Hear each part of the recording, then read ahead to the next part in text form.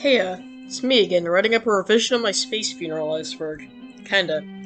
It's sort of a revision, but more so just some corrections, mostly from people in my comments. So, I'll just go through the entries I screwed up and correct them. By the way, these are the guys who commented on my video. Take Your Pills, Half Alieno, and Mr. C123456. Alright, let's start. Zorg Ganon. Apparently this weapon in Space Funeral may be referenced to the Fifth Element, where a company called Zorg Enterprises makes a weapon called the ZF-1. I've never seen the Fifth Element, so I cannot confirm if this is true or not, but this seems like something the Ketamites would reference. Auto/Auton identity, and Magi/Magic Slime identity. Why did I say Slime?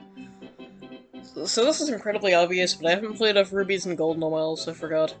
In the RTP section at the start of that game, you play as Otto and Magi, who become Auton and Magic Slime. I have no idea how I didn't realize this. Vinton. Vinton was apparently the original name for Otto in Of Rubies and Gold, but it was changed before release, though the sprites in the files are still called Vinton. Destiny. Destiny is apparently a character mentioned in the Of Rubies and Gold duology, but I guess I didn't notice. Or I just didn't find it, I don't know. Ghost of the Moon. I guess the Ghost of Moon in Of Rubies and Gold isn't actually the Ghost of Moon, but instead is, well, I'll just let Half Alieno explain it. This is in his comment. Ghost of the Moon is not just the Ghost of the Moon, but a shard entity implied to be one of infinite amounts of moons, which were created when Moon took over the City of Forms. The power of the source was so intense that it shattered time and space, creating a reformation of infinity in which the potential to godhood hid dilute. Ghost of the Moon is one of these infinite mirrors, but she questions her existence and that of her world.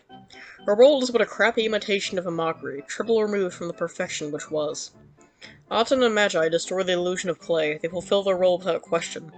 This causes Ghost of the Moon to question her own role, questioning why she can't just play it right, why her doubts hunt her. This persistence causes her essence to regenerate after the timelines collapse back on each other, which coincides with the moment Philip and Leghorst defeat the original Moon in the original game.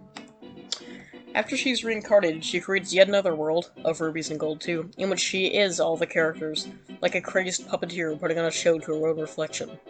After facing her shadows, Dark Philip, she drops the act. She leaves the world to explore new lands. That's where she meets Cancer. The two embrace each other. Cancer's touch heals her. He teaches her what kindness and unconditional love means.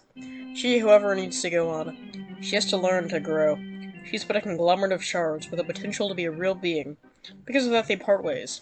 She leaves him her world, he takes over, forever mourning her death and disappearance. Space Funeral 2. Ghost of the Moon reincarnates as her and Cancer's daughter, Luna. This is me again. I didn't know Space Funeral had such deep lore. Dracula's true powers. So I guess I didn't notice, but Dracula time travels and does other miraculous feats throughout multiple of the games. I guess those are his true powers. Perpetual change.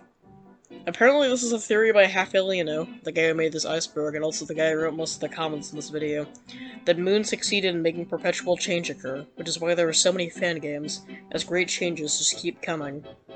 Space Funeral Death Stival. The reason there aren't any playthroughs of this game on YouTube is because there's apparently a very NSFW section. I'm alright with it being lost, I'm not super interested in NSFW Space Funeral content. And that's it. I hope you enjoyed the video. Bye.